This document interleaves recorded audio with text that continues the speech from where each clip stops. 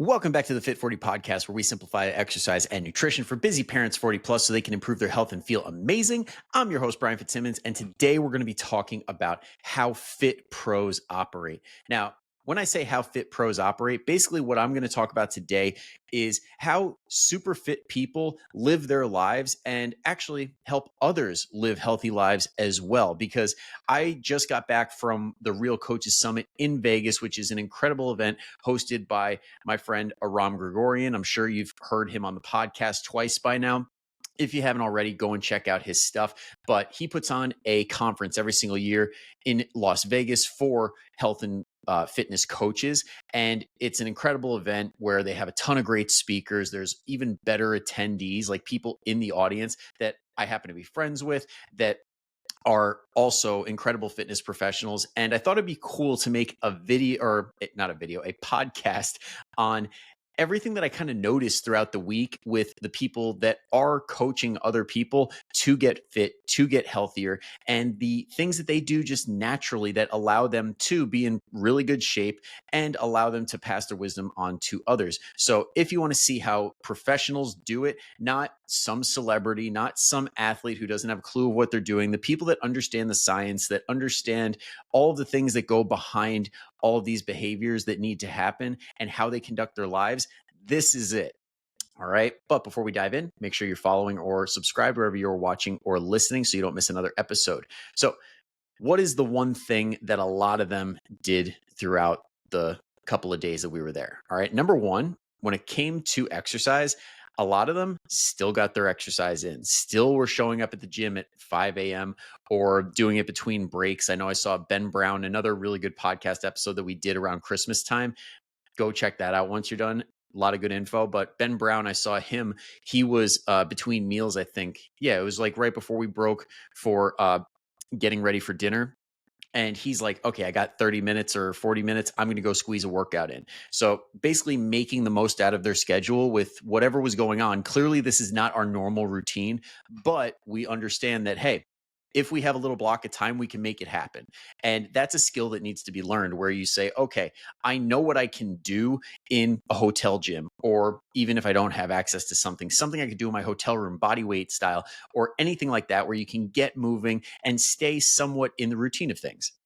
All right. The key thing is that it didn't get away from them. They weren't a victim to circumstance and say, oh, this damn conference just made it impossible for me to do what I need to do. No, they took ownership. They said, okay, I'm going to do what I can. Or people like myself, yeah, we got our workouts in earlier or planned them later in the week so that it is actually part of our overall plan. And we say, hey, you know what? I have the flexibility to do this on different days and I want to sleep in. I want to spend more time talking with my friends and absorbing all the good information. So I'm going to do that. But there's no victim mindset bullshit of saying, oh, it just got away from me. No, we took all of what we had going on and said, okay, I'll make the best of it.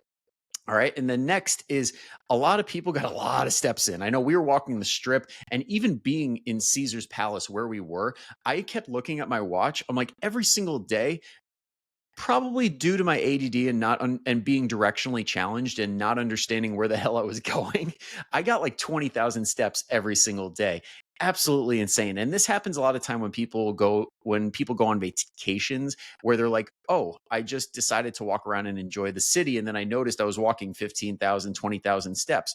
And then what ends up happening, like I literally took my measurements this morning, even though I was eating a lot of the foods I normally wouldn't eat, even though I will say props to Aram. He had a really good spread and a lot of healthy options for breakfast and lunch. And then when it came to dinner time, we let loose a little bit, but that's point two. Okay. I'm not going to jump over, but what I'm saying is a lot of times just getting in a crap load of steps can keep you on track. Like I did my measurements today and I was actually leaner coming back from Vegas than when I left. All right. So this could work as long as you stay active in some way or another. You don't have to let trips and things push you into a place where it's like, oh, I'm totally off track. It's like, no, you plan for it and you do your best. Next is, for the most part, everybody was eating mostly good food choices. Like I said, Aram hooked it up. We had fresh fruit and everything available at breakfast time. We had protein options like eggs, egg whites, turkey, sausage, simple stuff that honestly most continental breakfasts do have. And then we came lunchtime, we got pretty much both days were both a chicken dish, like a lean chicken breast with vegetables, some complex carbohydrates like potatoes, and I think there was quinoa and things like that, but nothing you couldn't find at a restaurant that if you were going to like catch a quick bite to eat, if you were out at a business conference or on a vacation, like you could find a really simple bowl of stuff like a burrito bowl or anything like that that had all these basic components where it's like, okay, we have our chicken, we have our carbohydrate that is includes some sort of a fiber, where it when we're talking about potatoes, whether we're talking about rice, quinoa, couscous, any of that stuff has fiber in it, so it's going to leave us really full and energized the rest of the day.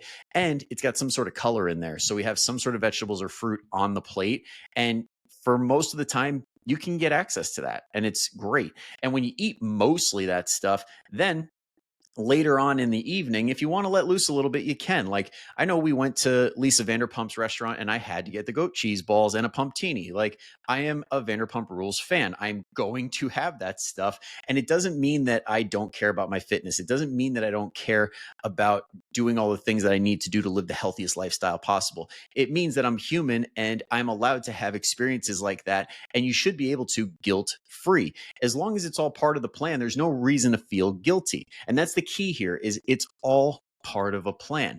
And the thing that encapsulates all of this is the fact that these are really ingrained habits, because at the end of the day, myself and many others included were solely focused on the event and enjoying it to the absolute fullest, not on, am I hitting my macros perfectly, am I exercising perfectly? No, there's just this collection of ingrained habits that we fall back on during times like this.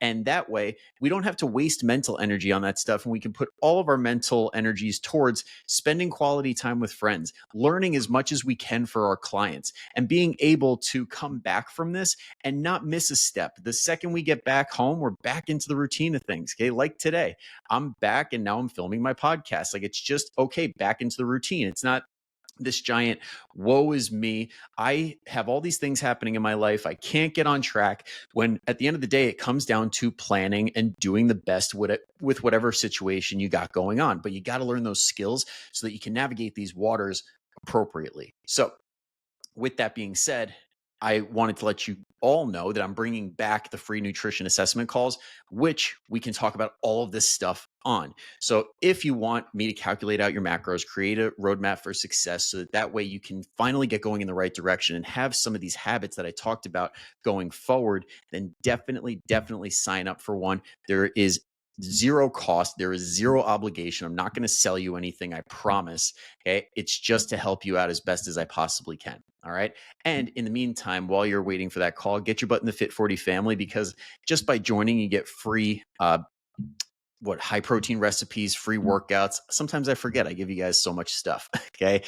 You'll get both of those, and you'll be part of an awesome community. And we've got some challenges coming up that are going to be super fun and are going to help you get fit and get healthy and improve your nutrition. So definitely get in there if you are not already in there. All right. I'll cut myself off right there. Thank you so much for tuning in all the way through. Until next time, I will see you later. But until then, go kick some ass. Bye-bye.